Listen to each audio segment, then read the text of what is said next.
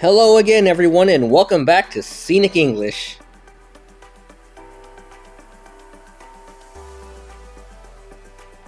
If you enjoy learning about English while exploring different destinations, you've come to the right place.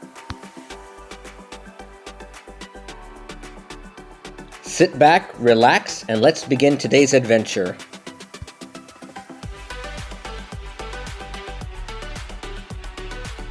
Traffic jam. A line of road traffic at or near a standstill because of road construction, an accident, or heavy congestion.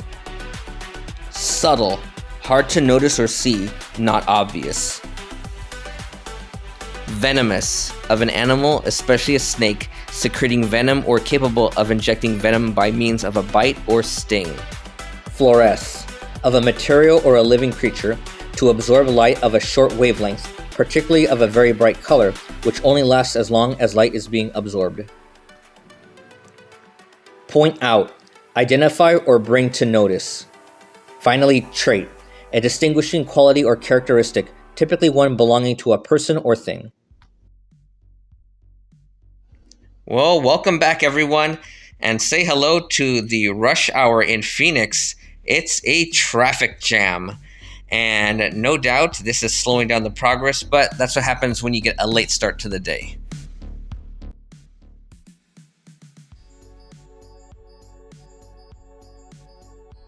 But after a while, the highway has cleared, just like the sky is clear, and we're on our way.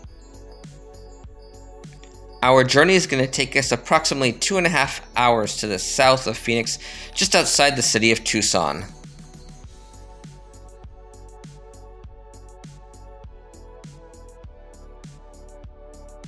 Off to the left, you can see the Catalina Mountains, and again, coming up here in the center of the screen, we'll be talking about those later in the video. And just before we reach our destination, we pass through Saguaro National Park, so we can have a quick glimpse of this very famous and symbolic plant of the Southwest. And we've made it. Welcome everyone to the Arizona Sonora Desert Museum. Altogether, the museum is 98 acres, with the majority of it being outdoors, so be prepared when coming here.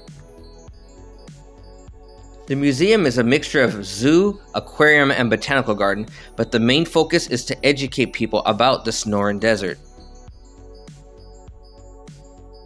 And part of that education is safety. There are animals, plants, and of course the heat that can harm you, so please be cautious and let's move forward. There are 4 major deserts in the US, and parts of all of them are located in Arizona. However, of course, we'll be focusing on the Sonoran, indicated here in yellow. The Sonoran Desert is in United States and Mexico. And actually, the Sonoran Desert has 5 seasons and not 4. The differences are subtle but distinct.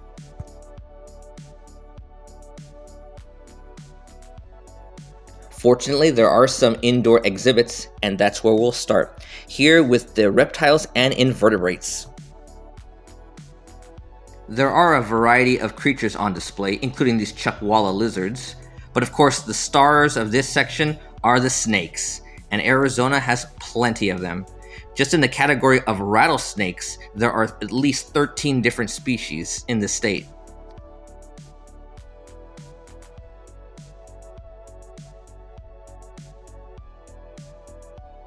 And here you can see a few of the types of snakes that we have, both rattlers and non-rattlers. This is the western diamondback, probably one of the more famous rattlesnakes, and incidentally, Diamondbacks is the name of the Major League Baseball team. And one thing to keep in mind, this western diamondback, along with a variety of other snakes, are venomous, not poisonous.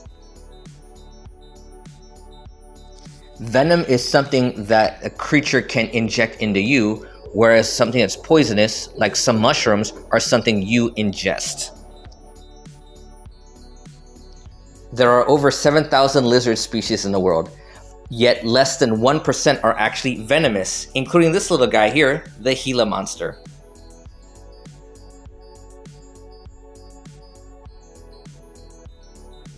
Spiders are also part of the exhibit here, and a couple they have on display are the black widow, and as well as the much larger Mexican fire-legged tarantula.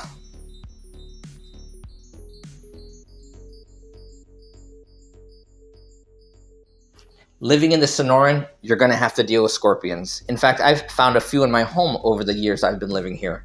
But one thing that's interesting about scorpions is when you expose them to black light, they actually glow. For example, watch what happens here when the light is activated. Additionally, I've even taken part in a safari looking for scorpions during the evening with black lights.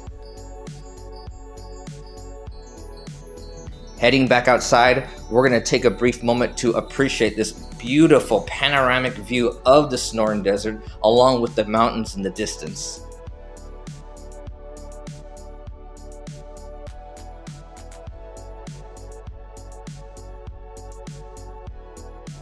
Water means life, and in an environment like the desert where water is scarce, it's like gold. So we're going to follow this water to our next destination.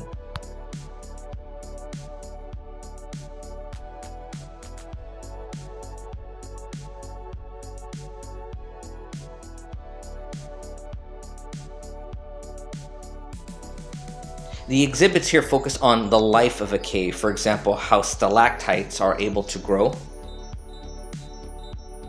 But the highlight of this section has to be this collection of rocks, which have the ability to fluoresce. Once they're exposed to light, which they are able to absorb, they are then able to briefly emit light themselves, but usually coming in an array of spectacular colors.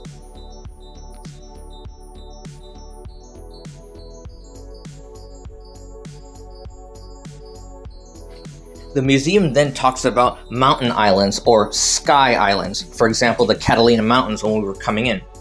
These areas are located at higher elevations, far above the sea of desert below. Therefore, these areas stay cooler and are able to have much more vegetation. And because of these different conditions, you also get different types of wildlife. For example, this desert bighorn ram.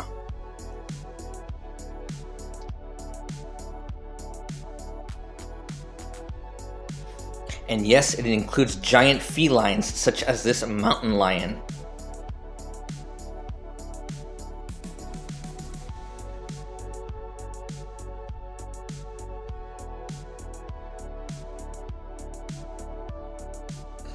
Alright everyone, time for the real desert experience. We're going to go and do a little bit of hiking out there. And based on the conditions, make sure you always come prepared. On this particular day, it was only 33 degrees Celsius, which isn't too bad considering I've lived through much worse. But make sure you have a good-sized hat, sunscreen, and plenty of water. Another nice thing about this museum is they have multiple water stations where you can refill your water bottle, both by the buildings and out in the desert area. In fact, they even tell you how many bottles of water have been saved.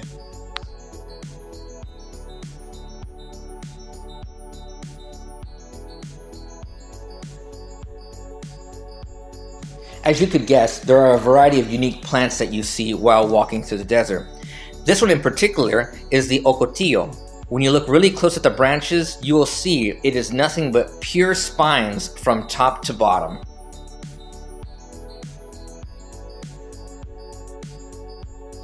Additionally, proper footwear and sunglasses are a must, considering that it's probably going to be sunny if you ever come and visit over here.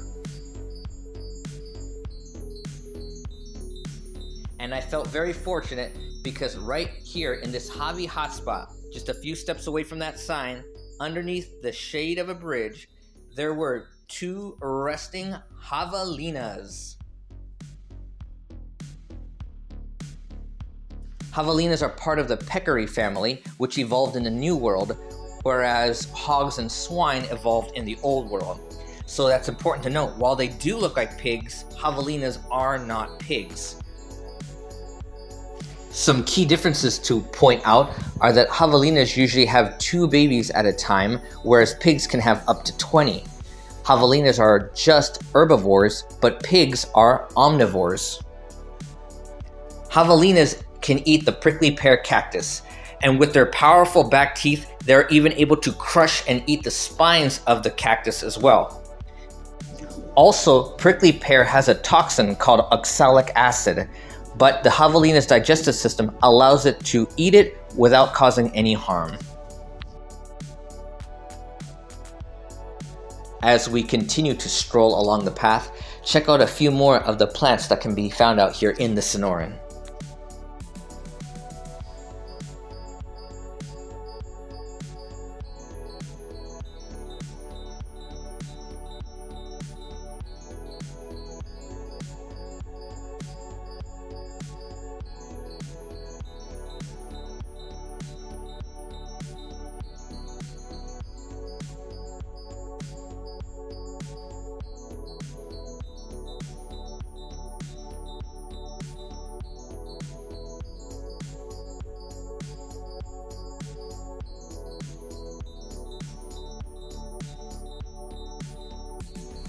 Once again, water stations are plentiful, as water is necessary, even for this little guy right here.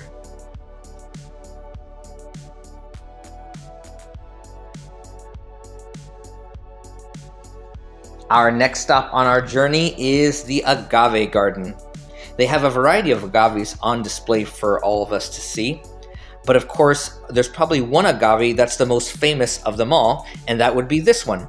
The blue agave, which is what is used to make the famous alcoholic drink tequila.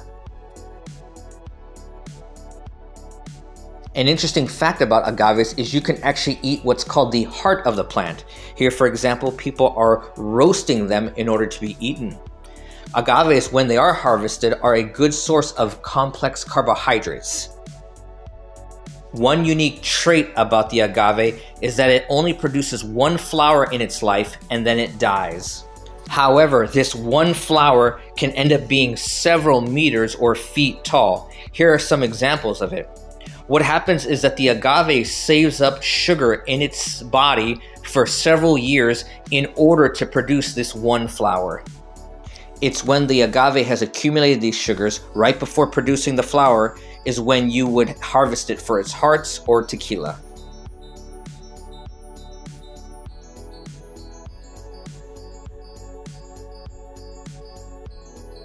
It may sound strange to mention this when talking about the desert, but there are rivers in the Sonoran, as well as the fact that the Gulf of California and the Pacific Ocean touch the Sonoran Desert. Therefore, different types of marine life are part of the Sonoran's ecosystem.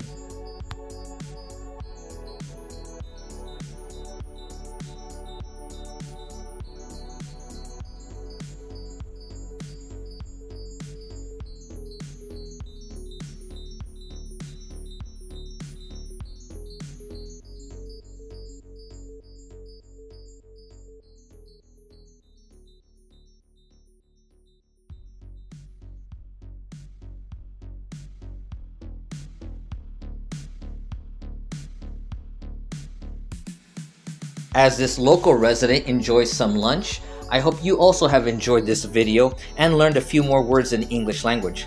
Let me know if you have any questions or if you want to see similar type of content. And as always, thank you very much for your time, and I hope to see you soon.